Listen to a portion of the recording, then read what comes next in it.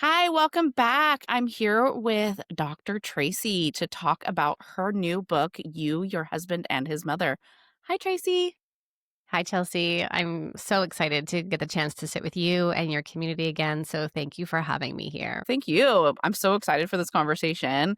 And I think we're just going to dive right in. Please tell everyone about yourself and then let's just dive in. What's your book about? Yes, I am a psychologist and couples therapist. And for nearly 20 years, I've been sitting across from people all telling me they want the same thing, which is can we problem solve and get on the same team? Most people show up to my office saying we want connection, improved connection, and communication. And almost everybody has this desire. We want to have healthy, extended family relationships.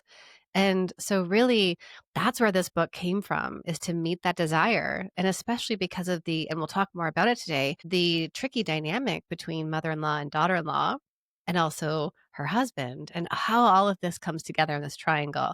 But I always like to say to people as well, so front facing, you see me as a couples therapist. Behind the scenes, I am in business with my husband. We know what it means to have to divide the mental load. We know what it means to have kids and to feel resentment towards each other in different seasons. And I'm also the owner of Integrated Wellness. It's a mental health clinic here in Ottawa, Canada. And then I have my two kids who are 8 and 10. And I like to tell people I used to think that getting my PhD would be the hardest thing I would ever do. Sitting in the room, typing, researching about the same topic for 6 years. I can just remember just how hard it was. And then here came motherhood, and it's a struggle. And I really like to sink into that with people because I think it's so important for you to know that if you are in that season, if you're in the trenches with your kids, even up to in teenage years, right? Because that's not any easier, that it's hard and you're not alone in that hard. So I really like to kind of humanize myself and tell people that's that's also a real thing that shows up for us. Yes. And the mental load of motherhood is like a whole nother topic that we can get into on a different Oh my day. goodness. Um, It really is. But it also, Chelsea, it also really connects to the in-law piece as right. well, because oftentimes what women will say to me is they'll say, I'm the one texting his mother, or his mother texts me. His mother wants pictures from me. His mother wants to hear from me. And this thing, which I highlight in the book, is called kin keeping, where women have for decades culturally, socially been expected to hold together families. And so many women today, which I think is where some of the tension comes up between mother in law and daughter in law, is women today are saying, I no longer want to hold everybody together. I'm exhausted. I can't do it all. That's so real. I feel that. Yeah. You And can't do it all. And it's not because you don't love your partner's family. It's not because you're maliciously trying to cut them out or you want to exclude them. It's because you're saying, I'm going to pass the torch to you because I can't remember. It's not necessarily that you can't remember. You do remember. But the thing is, having to remember and then say to you, did you get your mom a card for Mother's Day? Did you get her the gift? Did you reach out to her? Hey, your mom texted me about Christmas. Did you contact her? Hey, Thanksgiving is just around the corner. What's the plan with your family? And that is like all of these things that you're carrying around with you all day long. And it's exhausting. It is. It is exhausting. Absolutely. Okay, so on that same note, I have a lot of conversations with firewives that they're like, my mother-in-law will not leave me alone. There's a big fire. My guy's out. He's not being able to communicate. And they want to know if he's safe and where he is. And how do I tell her I can't handle this? I can't be the person that tells you these things. Mm.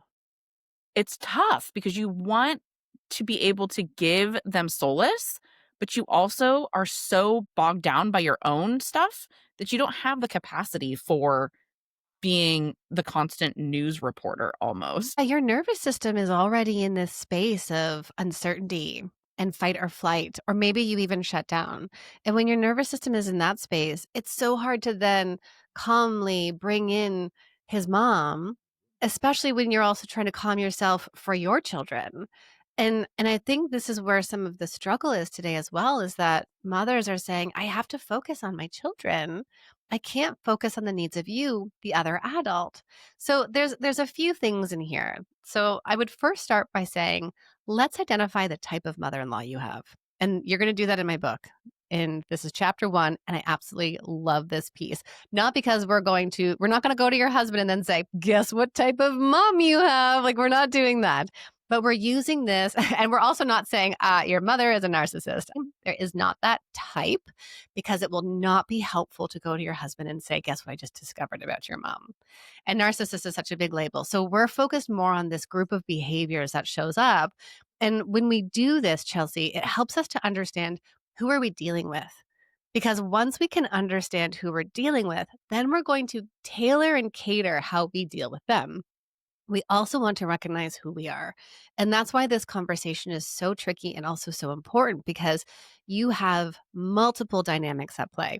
Who you are as a daughter in law, that's completely in chapter 3 of this book. You're going to understand the baggage you bring in and what style of daughter in law are you? Have you been someone who's been the good girl that has responded to every single text? Have you given up your boundaries and needs and wishes? Are you someone who's more maybe firm and needing control, and so you're more of a manager?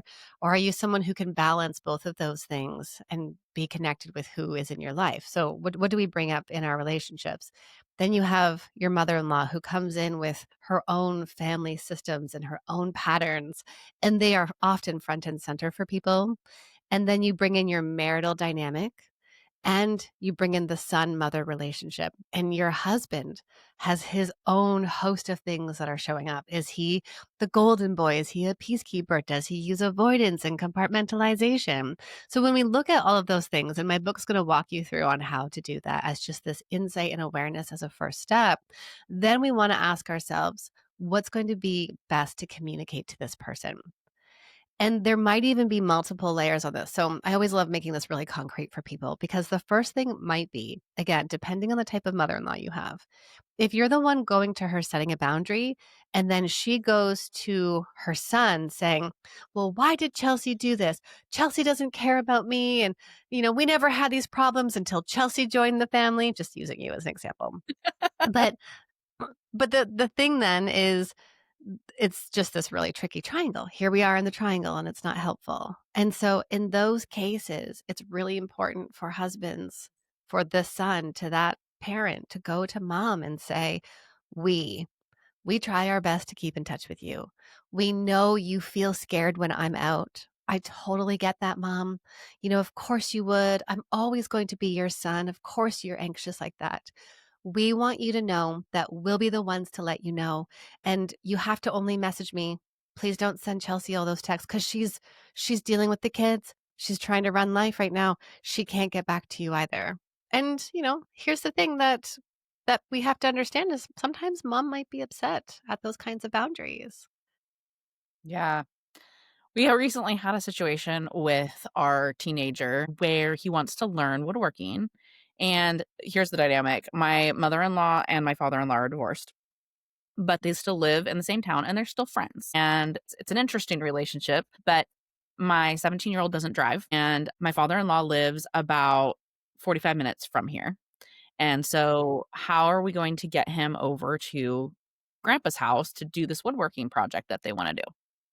And we are not pressuring our 17-year-old to get a driver's license. We feel like if he when he's ready, he will tell us, and so we just take the pressure off and don't talk about it. Well, my father-in-law started to kind of pressure him a little bit about getting his driver's license, and it started to really upset him because the heart of it was he wanted him to be able to come over and not burden the parents with the drive. And long story short, it started to bother my 17-year-old, and he came to us and he's like, I don't really want to go over here anymore. He's pressuring me to get my driver's license. I'm not comfortable with it. I've already told him no. Many moons ago in my relationship, this would have never happened. So here's what my husband did without me knowing, sent a message to his dad and was like, "Hey, we're not pressuring Christian to get a driver's license. This conversation needs to be between you and me." And it upset him because he was like, "Well, I'm just trying to give him good life guidance." Yeah. And then it became so then it was like, well, your mom could bring him over. She's not doing anything, and she's offered. And so then it became this triangular conversation between the 3 of them, and I had no idea that this was going on behind the scenes. And they were upset. They were like, "We wanna be able to give our grandchildren good, solid guidance." And he was like, "No, this is not what we're gonna do. We're not pressuring him into this driver's license thing. We're not doing that. And so this went on for weeks before he told me about it. Oh, wow. But early in our relationship, he would have never set that boundary. I would have been in there or they would have been bothering me or the conversation would just keep on ensuing with our child. And Yeah. so, if you're listening to this, it gets better if you set the boundaries. And I'm not And perfect. Our relationships aren't perfect either. Like, yeah, and Chelsea, I think that that is this common throughway that I see and have walked couples through is that many men have struggled to do this early on. And that's not because most men, they're not malicious. They're not trying to gaslight you. They get defensive because they don't understand and they're Mhm, protecting there's lots of self-protection in there and deeper shame, but they don't know. And I always start from this place of compassion. We mhm. are products of our patterns. And kinda makes me think, did your kids get into K-pop at all? It's like the patterns. No? My Nope. kids don't like it. That's okay. I would just my little ones were, like, listening to it yesterday, and so I was like, "The patterns." Anyways. So it's this piece here, though, around his parents have their patterns. He is there within those patterns, and then he's having to break them. And so many men I work with will say, after doing the vault method, after doing this work with my wife, I wish I had have done this sooner. I wish I could have seen that communicating openly and through the discomfort, because it's not easy, Mm, it actually ends up feeling better in my marriage and in my home. And if willing, it allows parents, grandparents to get on board yeah, because here's what they're like. And the other thing too, Chelsea, is I always encourage people, let's give a positive interpretation. Let's view yeah, this with compassion, with a positive lens. They yeah. had good intentions. They did. The heart of it was that he just Totally. to spend time with his grandson, and I want my in-laws to spend time with their and it's not that I don't Right. want them to give them good advice, and it's not bad advice to go get a driver's license, it's just pressure that he doesn't need right now. It misses the attunement to the grandchild, right? And that's that piece. And that instead of grandparents being able to say, "Okay, this is good information for us. We'll ease off." They kind of dig their heels in a little bit more, and they're like, "Well, I was just trying to," and like, "Yes, we know," and And recognize we the appreciate impact. that. Thank you Of so much for course. wanting our children to do better Yeah. in life. Eventually, it came down to being able to say, "We appreciate that, but not right now." And Mhm. I just thought when you were saying, like, you bring all these different things into the relationship and they need to be the ones having those conversations and that the parents will maybe get upset. I'm like, Yes. they maybe will, and we just experienced that recently, so it was just like this aha moment. I'm like, "Oh, yeah, we just went through this." And we can almost expect that, and when we Yeah. expect it, we can prepare ourselves for it. And I think particularly many people will say to me that they have more the martyr mother-in-law type, and the martyr gives endlessly with guilt attached. And so then this is particularly interesting because a lot of daughters-in-law are outside of this pattern. They're new to it, so they're not desensitized to it. Mhm. And so they see it happening and then they go to their husband and say, "Your mother is guilt tripping us." And he says, "No, no, she's not. Of course, no, that's my mom. She's not guilting us. She just wants to see the kids more," which is that pattern there, right? But it's this sense here of how do we then break out of that? How do we remember that that's not our guilt to own, but instead to hold our boundaries. And so, circling back to the point here, if you can think ahead of time how this person is going to respond and that they're already going to be upset about it, then you can keep your boundaries firm without taking on that guilt. Mhm.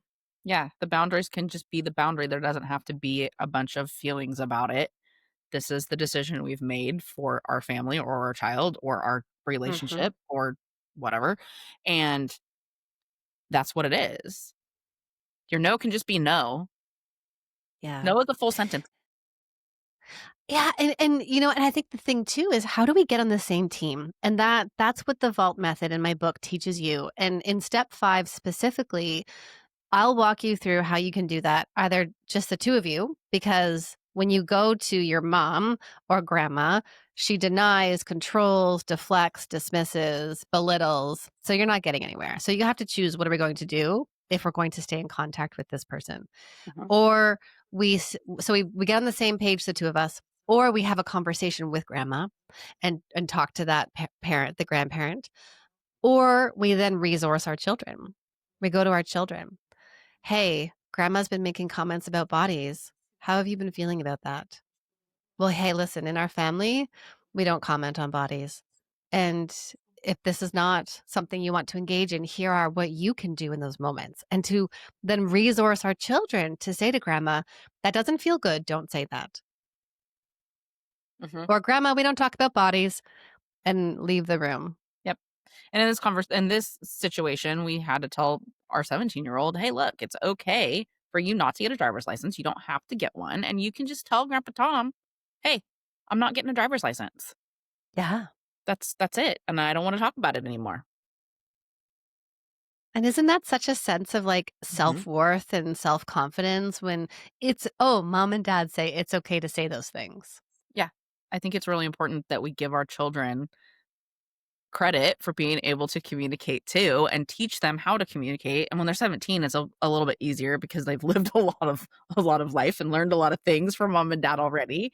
And so I don't think I would have done that when he was 8, but when he's 17, he's old enough now that he can be setting his own boundaries with people.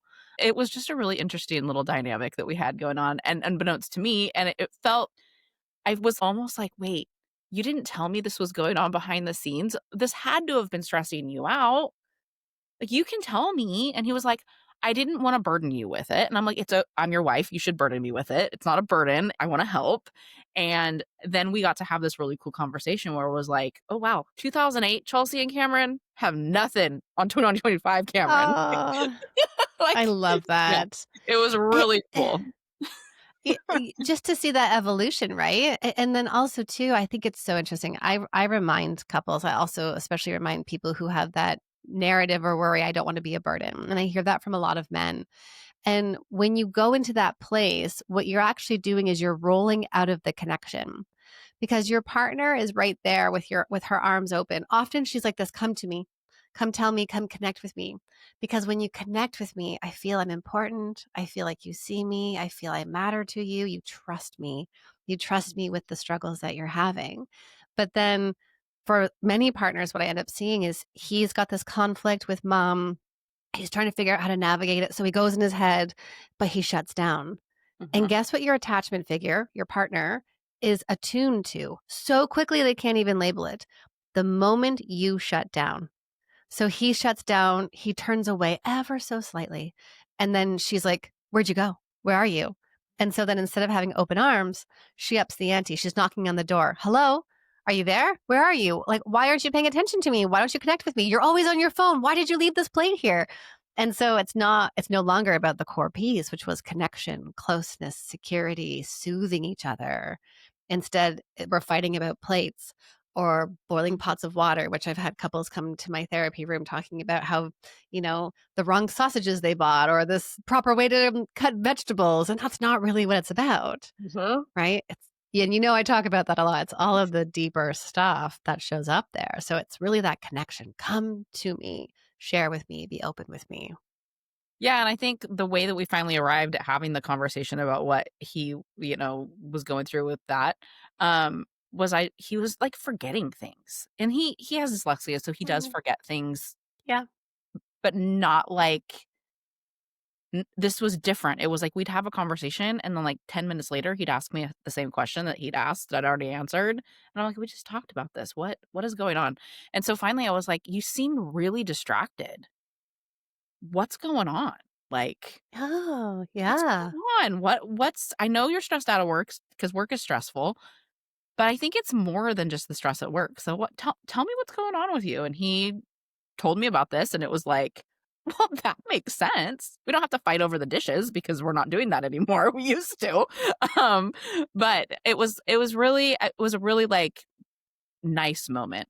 Like, and that's the weird part for me. It's like when you have those moments, you're like, "Whoa, that was really nice. We actually had a conversation about this. Nobody yelled at each other. Like, nobody got upset. It was just, this is the problem. How do we solve it together?" That's it. I also love what he did there. Cameron stepped into this saying, "These are my parents, and I'm going to go and address this." So he didn't ignore it, he didn't minimize it. And I think sometimes when kids are younger, parents maybe do that to protect their parents. Mhm. So adult children with their own kids will kind of minimize what's happening. Like the whole here's one that happens for younger kids a lot is grandma's like, "Come give grandma a hug." And the 3-year-old is like, "No, I don't want to." And then there's suddenly we're in this battle around hugging grandma. And sometimes, well intentioned, parents will say, "Just go, come on." And they like push body over and give hugs, depending on values, etc. And I think many times the dynamic between wife and husband is that husband then downplays that experience and says it's not a big deal.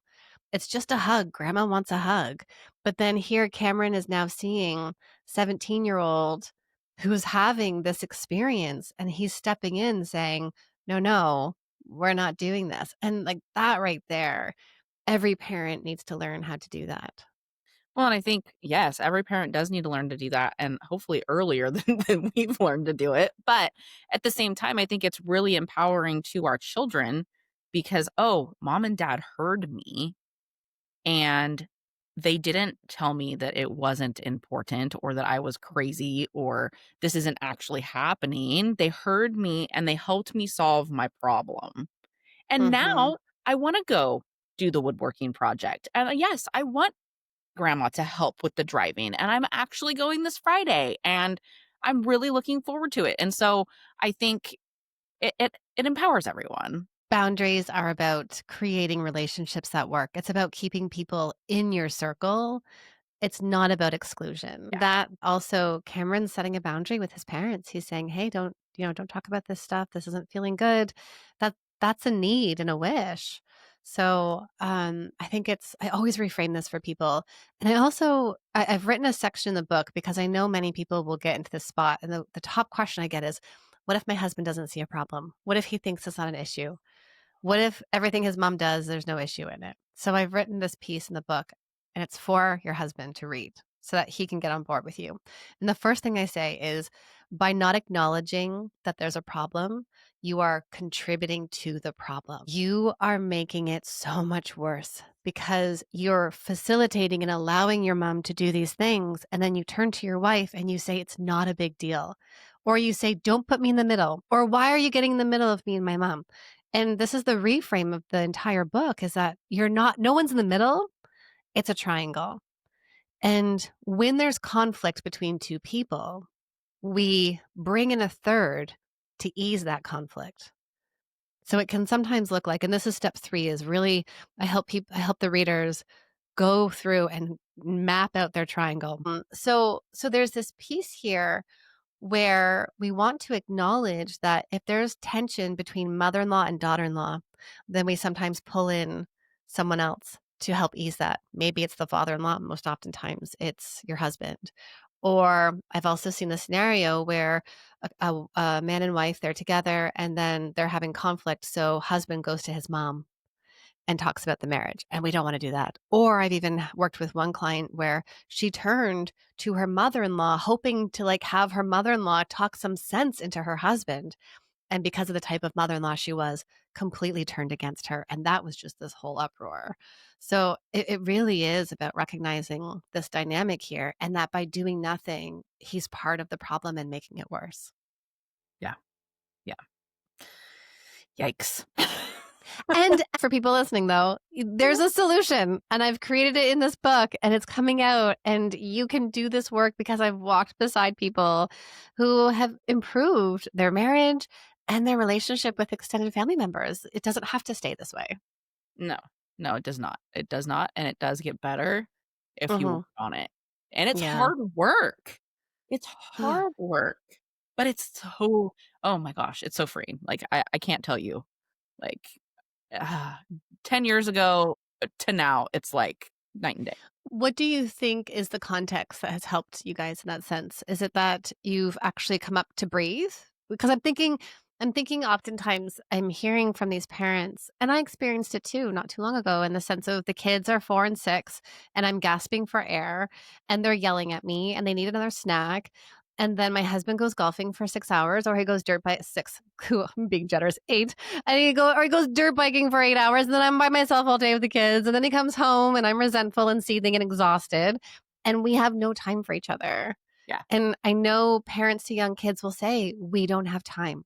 And they lose that intentionality that's really needed in partnerships. This doesn't mean you're going to go on these long getaways or these long date nights into 2 a.m. when you have a little one and you're in the trenches.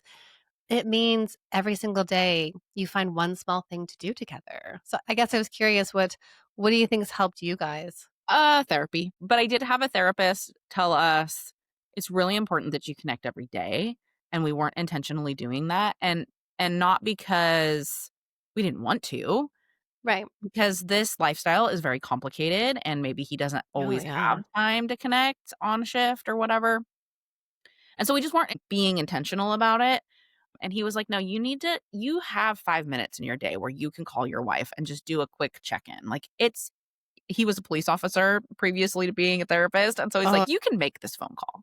It so does not good. have to be 3 hours long. It could literally be 2 minutes where you're like, 'Hey, I'm still here for you.'" Yeah. I You love send the text. You send the text that 3 minutes. says, "I'm so grateful we're in this together. I know you had to run the kids from A to B to Z, and I know you're rocking it. I love you so much." Oh, Chelsea, I just love that you've brought that forward because it's true. Parents in all seasons of life, and especially parents, partners of first responders, there is this thing of, well, we're not together.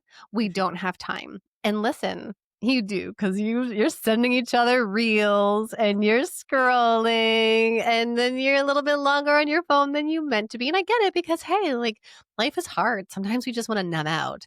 Mhm, But the antidote to this overwhelmed, numbed out state is connection. mhm. And when we can reframe that, it shifts how we prioritize things. I know many couples will come back after having a session with me and they'll say, okay, so we did the date night thing. Like we stayed up a little bit later, the kids were in bed, we ordered our favorite food. We only got 6 hours of sleep. But then the next day, knowing they don't do that every day, but then the next day we felt so good. Yeah, There was a different chemical in our body that energized us. And it was so important. Sleep is yeah. very important. Please don't compromise sleep all the time. No, But no. this idea that there's connection and closeness, and wow, we need that. So one of the things that we also started doing is when he is home, we have our own little rituals, and we both love pour over decaf coffee.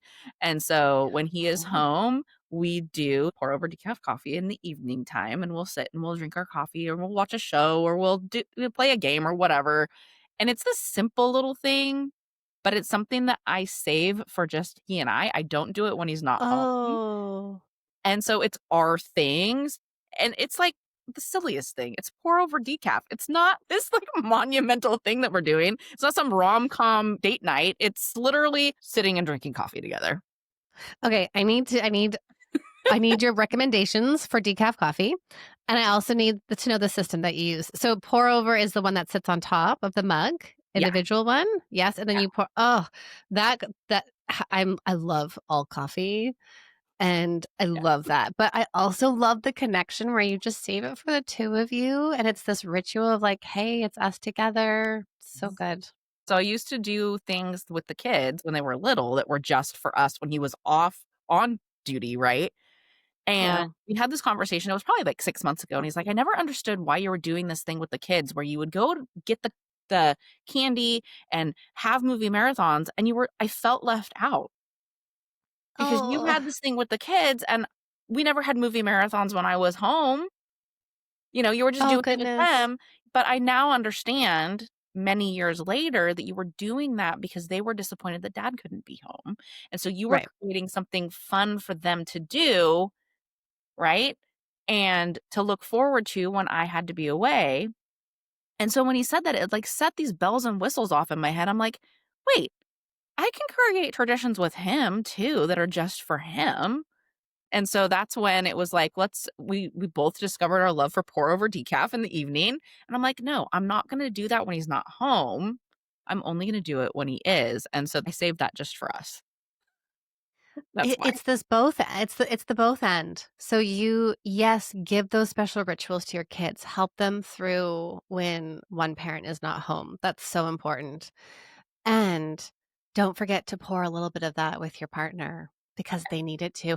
And I think that's the piece where there's sometimes this season and to normalize too, Chelsea, which is what I really love that you're doing here is you're normalizing that you went through this season, this struggle, and we all have them. And what predicts whether we're going to stay together is the continuous choice of turning towards each other and Mhm. even being able to say, we're in this season. We're both here.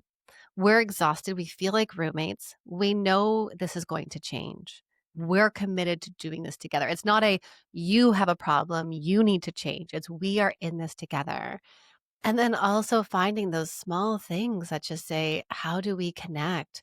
I love also getting card decks, opening a card and asking each other one question or any kind of like list of questions that you can ask each other. And that way it's not like, how was your day? What'd the kids do? Did you talk to anyone? Everything's fine. Okay, well, looks like we have nothing else to talk about. Great date night. Yeah, how often does that happen? You're It on date does. night and all you're talking about is the kids. That's not the point of date night, guys. And and that's not because you don't love each other. It's Yeah. because you just don't have the questions. You're just not used to flexing that muscle. And so Mhm. now let's rehearse it and practice it. And that's also why one of the things I share with people is practice doing some kind of check-in with each other. And you don't even have to ask each other hard questions. You share what's something you're grateful for about our relationship today? What's something stressful coming up this week? And how can I support you through that? Yeah, that's awesome. We did a marriage journal. We were going through a really tough time and having a really hard time connecting. And I read the book A Love Letter Life and I bought the marriage journal that went with A Love Letter Life. We actually read it. Cool. We read the book together. And we Yeah. did the journal together. And that's what's one thing you're grateful for. And it's every single day that you fill out this journal, Mm, something that we were grateful for in our marriage, something that um didn't really feel good. So it was like high, low, and then, I can't even remember, it's like it was so long ago, I can't remember, it was like a high, a low, and then what's something you're looking forward to tomorrow yeah. or something like that. I love that. And then at the end of the week, you did the same thing, but on, like, a bigger scale. So this is something that happened. This is how we overcame it. This is something that's still bothering me. This is how I want to handle it. And then it also encouraged you to write down your core values as a couple. So it was a really great marriage journal. And I'm not saying that's the one for everybody, but it really helped us to kind of get on the same page of what we really wanted. So it had us write a mission statement for our family. It had us do the pillars that we wanted and all this cool stuff. And so I think that also helped like us get on the same page too. There's there's this piece in here that you're talking about, and I want to really make it clear is that when you and your partner are solid in your marriage, when your foundation doesn't have cracks, you then are more resilient to dealing with all of the other things. The toddler meltdown, the kids waking in the middle of the night, the work stress, the being apart from each other, and then the in-law issues. So Yeah. that when you can turn to each other and say, we are in this together. It's us against the problem, not you versus me. And that's the other piece for men to really tap into is that you don't abandon your family. Most wives show up into my office, all that I've worked with, they're not saying to you, they're not saying to me or to your husband, they're not saying to their husband, abandon your mother, cut her out. Most people are saying, see me, be on my team so we can work through this together. And in order to do that, part of it is strengthening the foundation of your home, having those daily rituals. And the first step in the vault method inside my book is about identifying your values. It's actually the first step that I talked the least about your mother in law, because if I start with boundaries as a chapter, people are going to shut down. Your husband's going to be like, oh, you want me to do what? That's a shutdown. No, we need to identify first what really matters to you in your marriage and in this family that you're creating. So I love that that journal also helped you to identify the pillars for you. Yep. And then we also turned our TV off for an entire year. No Oh, I love that. no TV, like I'm none. also thinking, what did you miss? I'm just thinking my husband and I finished watching The Girlfriend. It started out as like we're not connecting at all and we're defaulting to turning on Netflix and just numbing out. And then I And know what couples do too is then they have their phone while they're watching TV and they're like, "Yeah, we're watching TV." Scroll, scroll, scroll. yeah, yeah. Yeah. And so intentionally we were like, we're going to stop doing this. Mm. And we did for a solid year. We would watch a show with the kids. That was the one thing that we would do. We would sit and watch a show with the kids, but we had a TV in our bedroom and it never turned on for an entire year. Like if we were Wow. together, there was no TV. And so where was I going with that? Um, and so what that did It's was it just this removed the connection. distraction. Yes. You remove the distraction, and that's like our phones, which is so much harder, right? Because it's like, "Oh, I'm just going to the bathroom." Or you enter a room and you pick up your phone and you're like, "Well, what was I doing?" And then you're scrolling for 10 more minutes, and then your screen time is up to 5 hours and, right? And it's Mhm, instead, how do we put away the distractions? mhm, Not to say that they aren't tools that we can use, but right. to say, how do we first choose each other to be present, to connect, to attune to each other rather than just numbing out? Yep. So then when we Mm. started to add it back in, it was we had to have a conversation or spend quality time together. One of the things that we did to fill the time when we weren't actually watching TV for that whole year was we literally played Rummy Cube almost every single night that I he was love it. home.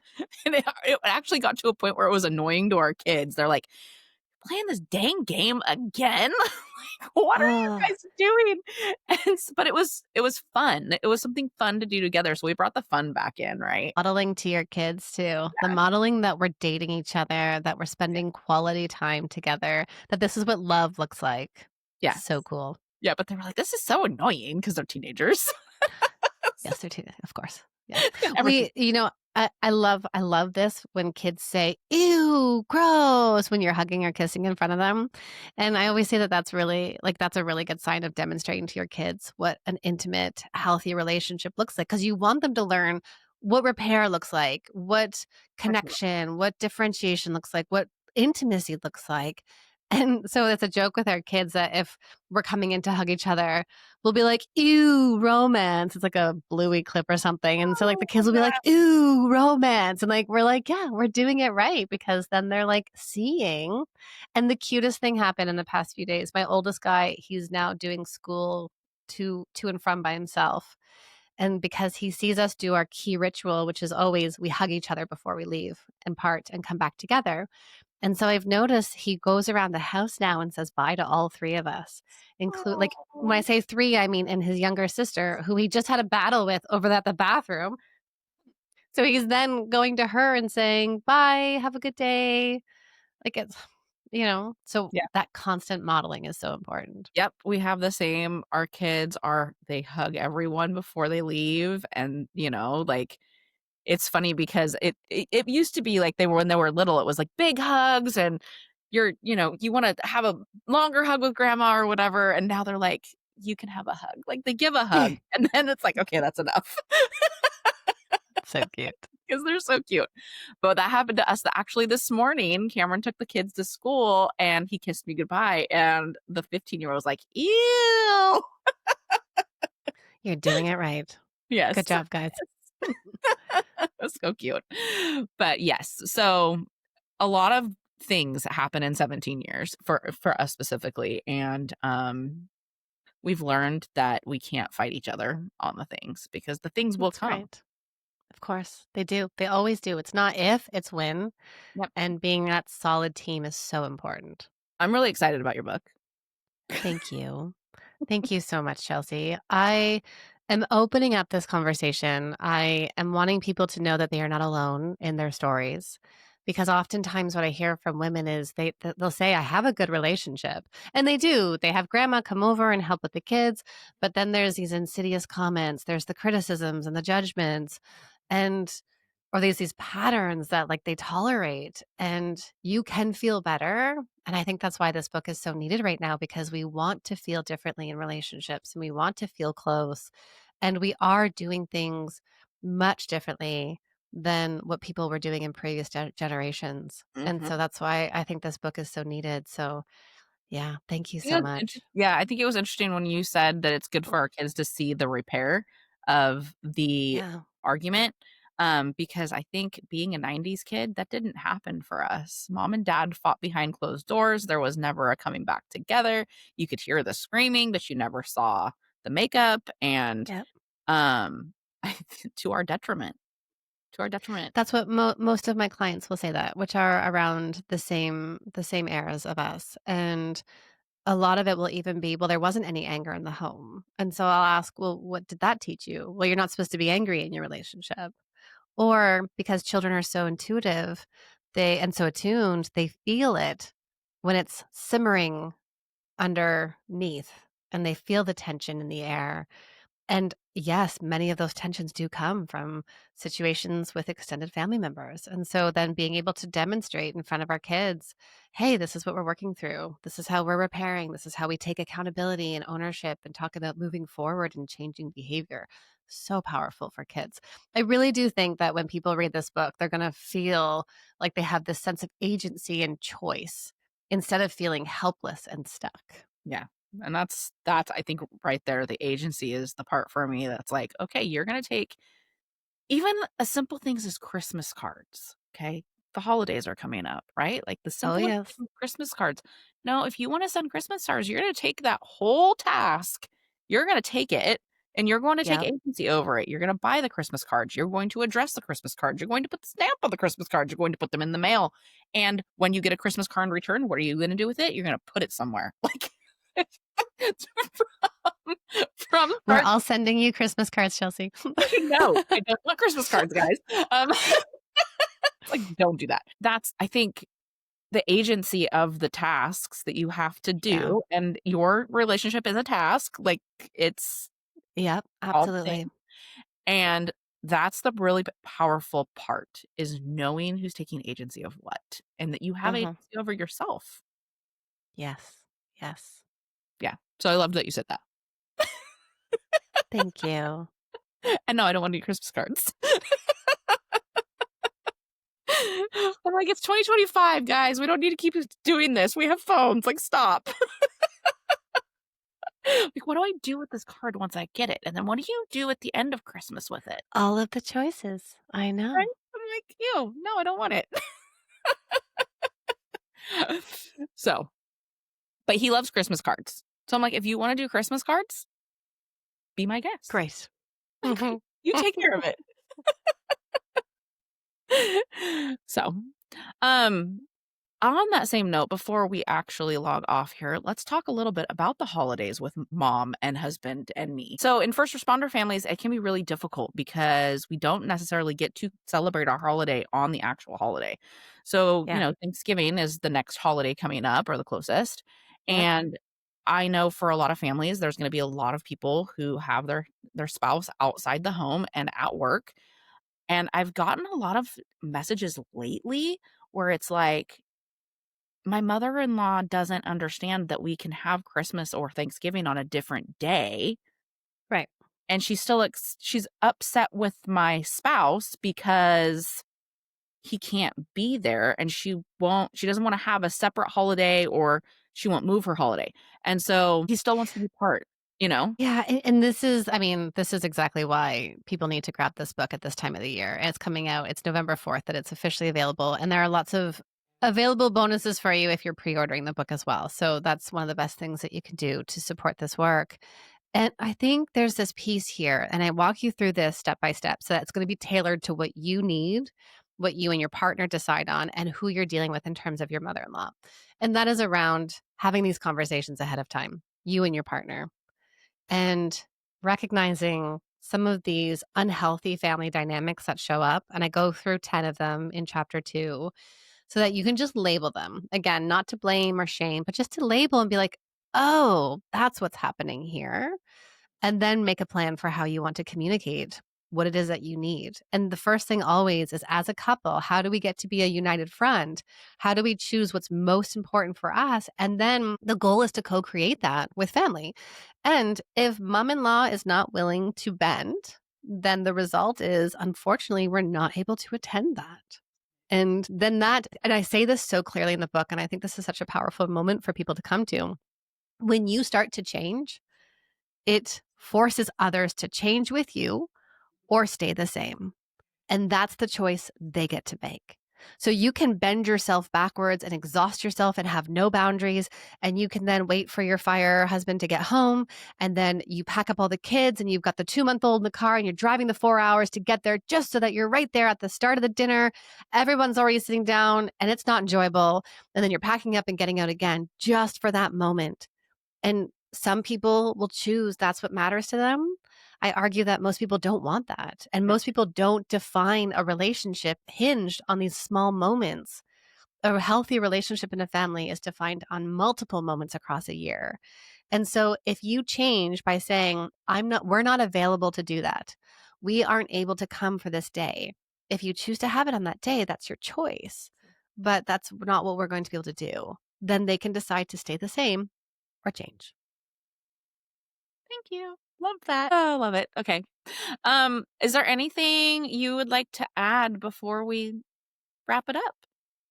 I love having this conversation. I just want to express my gratitude to you, Chelsea, for what you offer your community, for the support that you give. I just know that for partners of first responders, it is a hard journey. And I know many people end up feeling alone and isolated. And just for people to grab the book and to see that your stories are going to be in that book and it's not just you. And you don't have to continue to do the same thing just because you're trying to be the good wife or the good girl. You can create change in your families. Thank you so much for this conversation. It's been great. I love it. Thank you, Chelsea. Where can people find you? Yeah, find me over at drtracyd.com. All the book details are on my webpage there. You can grab the book there, pre-order it, and then you can say hello to me on social media at Dr. Tracy D is my handle. Awesome. And she has the best reels, like the best reels. Thank you so much for being here.